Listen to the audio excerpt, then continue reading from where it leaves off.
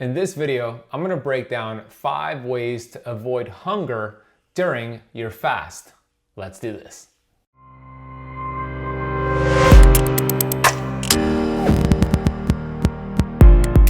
Hey Keto Camper, Ben Azadi here, the best-selling author of Keto Flex and the founder of Keto Camp. Super excited to share this video with those of you who want to do fasting. Maybe you are doing fasting, but that hunger is getting to you, those damn hunger pangs. I'm going to give you 5 simple solutions to the hunger so you could get the maximum benefit from the fast, lengthen your fast, get more of that autophagy, more of that fat loss, more of the reduction of inflammation with these 5 easy tips. I also have 2 bonus tips at the end, so make sure you stick around to see those. The first tip is going to be during your eating window, you want to eat more healthy fat and protein, less carbohydrates. The issue is this: when somebody's doing fasting, but they're still stuck as a sugar burner, their metabolism doesn't have the flexibility to adapt and switch to a different fuel source, fat. We want to burn body fat. We want the capability to burn through your sugar reserves, which is called your glycogen stores,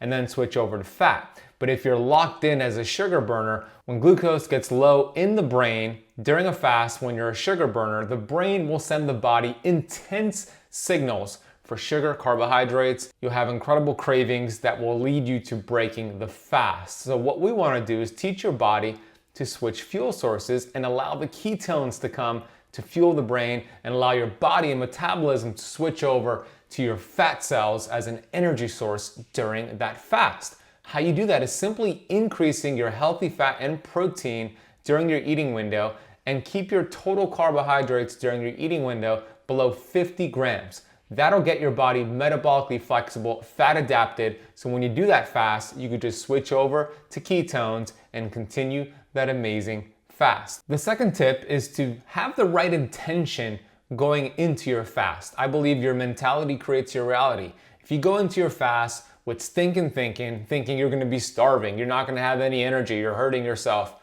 guess what? We become what we think about. Whether you think you can do it or think you cannot do it, guess what? You're right. So going into a fast with the right mindset and intention and understanding that fasting is one of the best ways to harness this innate intelligence within your body. Your body is capable of healing. We're not designed to eat every 2 to 3 hours. We are designed, every single 70 trillion cells in your body is designed for feasting and fasting.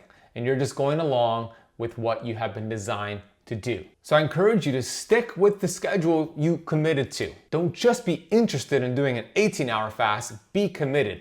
There is a big difference there. I have seen going into a fast with the right intentions maximize the result because you understand how the body is working and how it's benefiting you. I always say your competence creates your confidence. Understanding how incredible your body is will give you that understanding and competence so you're more confident to keep going with your fasting window. The third tip is to increase your minerals and electrolytes during your fasting window. You could have some sea salt, you could have an electrolyte powder, you could have a mineral supplement.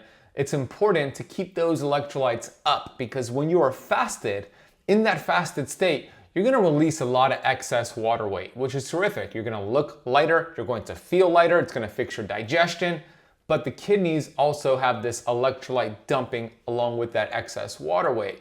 And if you don't replenish those electrolytes, you'll get a headache, you'll get hangry, and you'll feel like crap. So it's important to sip on that water with sea salt, have the electrolyte mix, and make sure you're very strategic and consistent with keeping those electrolytes up. I'll put links down below for my favorite electrolyte supplements and powders. Tip number 4 is going to be utilizing molecular hydrogen water. There's so many studies out there that show the benefits of hydrogen water, but how it relates to your fast is incredible. When you're going through your fast, your body's actually going to spit out some hydroxy-free radicals, which is oxidative, and you might not feel good, especially if you're very toxic.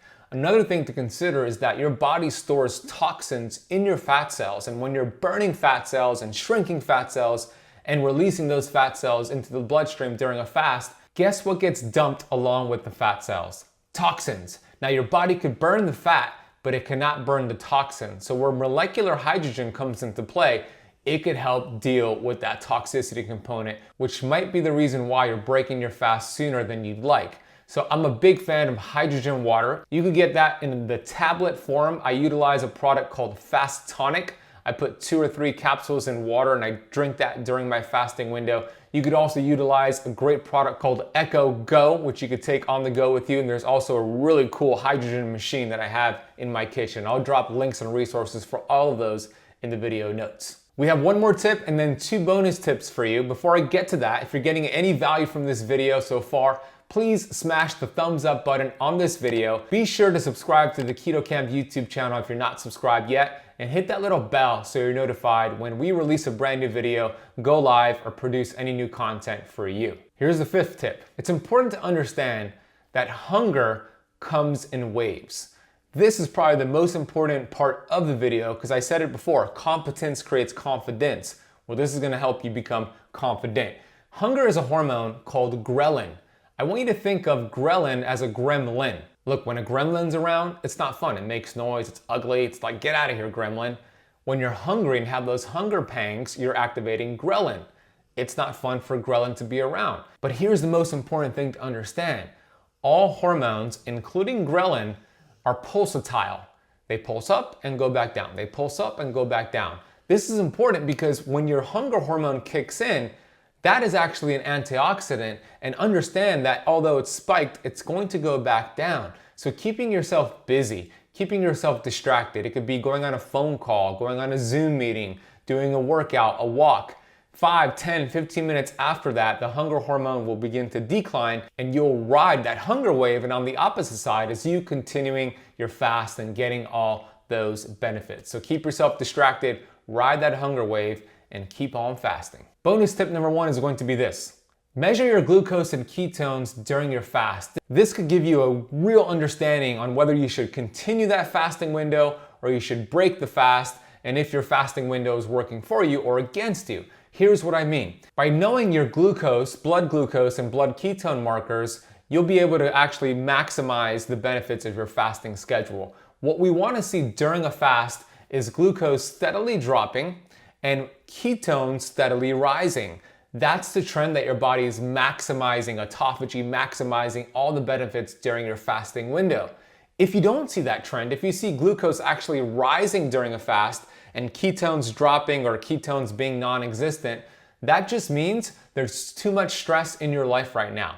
Maybe you had a poor night of sleep. Maybe you have a big workload at your job, or you're going through some mental, emotional stress, and that's just too much stress for your body to adapt to.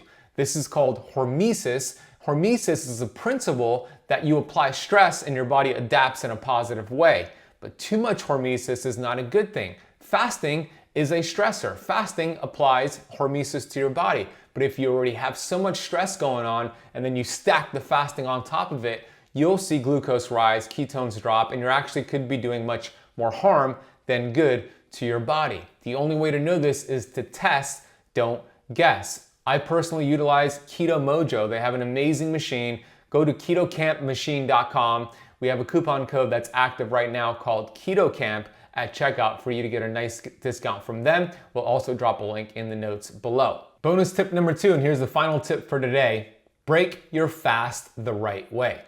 You can undo a lot of the benefits from your fast by breaking your fast the wrong way. Let's talk about the worst way to break your fast. We do not want to break a fast with a whole bunch of carbohydrates because you'll see a huge glucose spike when you do so. And if you combine those carbohydrates with fat, it'll slow down your fat loss efforts. Why? Because glucose will spike with the carbs. Insulin will drive the glucose into your cells, unlock the cell doors, and shuttle the glucose into the cells, which is great. But if you had fat with the carbs, fat will go along for the ride, and it could actually slow down your fat loss efforts. The best way to break your fast is with mostly protein and some quality fat. Some examples for you: bone broth is a great way to break a fast. Steak and eggs, another great way to break a fast. A keto protein shake, great way to break a fast. We want protein and fat. That's how you break a fast without gaining weight and maximizing your benefits. I want you to understand this. If you aim to go 18 hours in a fast, but you stop at 15 hours, that's a success. I want you to write this down in the comment section after I say it. There is no such thing as a failed fast. Every fast has its benefit. We want to build up this fasting muscle. The more often you do it, the better you're going to get, the stronger this muscle is going to get. So there's no such thing as a failed fast. If you want to learn more about intermittent fasting, I have a free fasting cheat sheet, which was a bestseller on Amazon when it came out. I essentially answer the top 20 questions I've been asked about fasting, and I backed up each answer with science in a very easy to read book. You could download this for free by going to fastingcheatsheet.com. If you got any value from this video, please hit the thumbs up button and consider subscribing. If you want to take your fasting knowledge to another level, click the video on this screen and watch that next video, and let's take this education even further. Thank you so much for watching. I'll see you in that next video.